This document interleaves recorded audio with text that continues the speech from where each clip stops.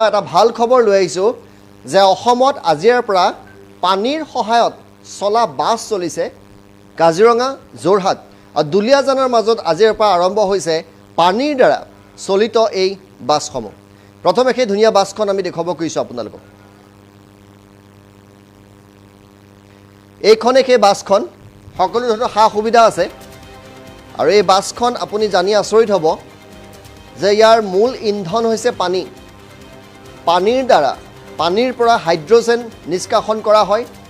সেই হাইড্ৰজেন এই বাছখনত থকা এটা টেংকত ভৰোৱা হয়। সেই টেংকৰ পৰা হাইড্ৰজেনৰ সহায়ত এই বাছখনত থকা বেটেৰীটোত চাৰ্জ কৰা হয় আৰু সেই বেটেৰীৰ দ্বাৰা বাছখন চলে। আপুনি কাৰেণ্টৰ দ্বাৰা বেটেৰীটো ৰিচাৰ্জ কৰিব নালাগে। হাইড্ৰজেন প্লাণ্ট ইতিমধ্যে যোৰহাটত বহোৱা হৈছে আৰু হাইড্ৰজেন প্লাণ্টৰ পৰা হাইড্ৰজেন নিষ্কাশন কৰিবলৈ তাত পানী লাগে, অৰ্থাৎ পানীৰ সহায়ত হাইড্ৰজেন উলিয়াই সেই হাইড্ৰজেন ফুৱেল ই বাছ বুলি কোৱা হয়। হাইড্ৰজেন ফুৱেল ই বাছ, কিন্তু হাইড্ৰজেন পানীৰ পৰা উলিওৱা হয়। গতিকে এইটো ট্ৰায়েল বেচিছত ইতিমধ্যে আজিৰ পৰা চলিছে আৰু অনাগত দিনৰ সকলো বাছে হয়তো এনেধৰণৰ হ'ব যিবিলাক ফচিল ফুৱেল পেট্ৰল ডিজেল এইবিলাক ক্ৰমান্বয়ে বন্ধ হৈ গৈছে আৰু ই বাছ আহি আছে। কিন্তু এইখন বাছৰ বিশেষত্ব যে ইয়াত কাৰেণ্টৰ দ্বাৰা আপুনি ৰিচাৰ্জ কৰিব নালাগে বেটাৰীটো। পানীৰ পৰা প্ৰথমে আপোনালোকে এটা প্লাণ্ট থাকে, সেই পানীৰ পৰা আপুনি হাইড্ৰজেন নিষ্কাশন কৰিব। যিহেতু H2O হাইড্ৰজেন আৰু অক্সিজেন মিলি পানী হয়, সেই পানীৰ পৰা হাইড্ৰজেনটো উলিয়াই অনা হয়, নিষ্কাশন কৰা হয়। সেই হাইড্ৰজেনে বাছখনৰ ওপৰত এটা টেংকি থাকে, তাত ভৰোৱা হয়।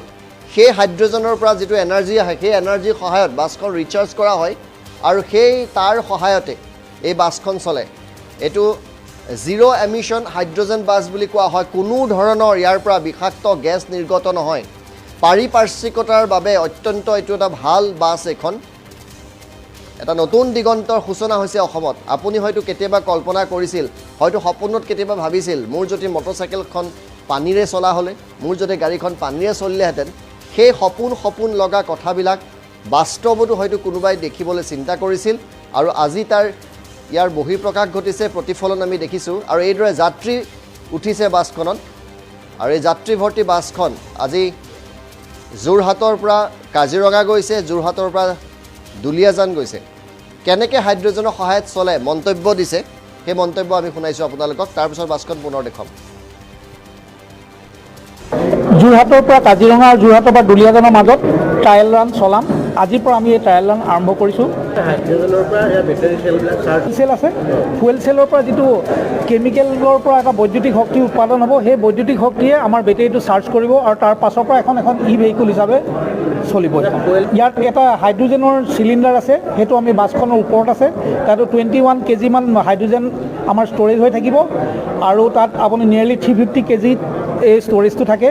তাৰ পৰা সেই বাছখন নিয়েৰলি 400 কিলোমিটাৰমান ইন ওৱান গ'ত চলিব পাৰিব। যোৰহাটৰ পৰা কাজিৰঙা আৰু যোৰহাটৰ পৰা দুলীয়াজানৰ মাজত ট্ৰায়েল ৰান চলাম। আজিৰ পৰা আমি এই ট্ৰায়েল ৰান আৰম্ভ কৰিছোঁ। হাইড্ৰজেনৰ পৰা বেটাৰী চেলবিলাক চেল আছে।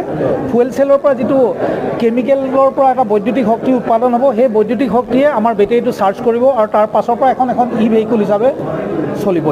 ইয়াত এটা হাইড্ৰজেনৰ চিলিণ্ডাৰ আছে, সেইটো আমি বাছখনৰ ওপৰত আছে। তাতো 21 কেজিমান হাইড্ৰজেন আমাৰ ষ্ট'ৰেজ হৈ থাকিব আৰু তাত আপুনি নিয়েৰলি 350 কেজি এই ষ্ট'ৰেজটো থাকে। তাৰ পৰা সেই বাছখন নিয়েৰলি 400 কিলোমিটাৰমান ইন ওৱান গ'ত চলিব পাৰিব।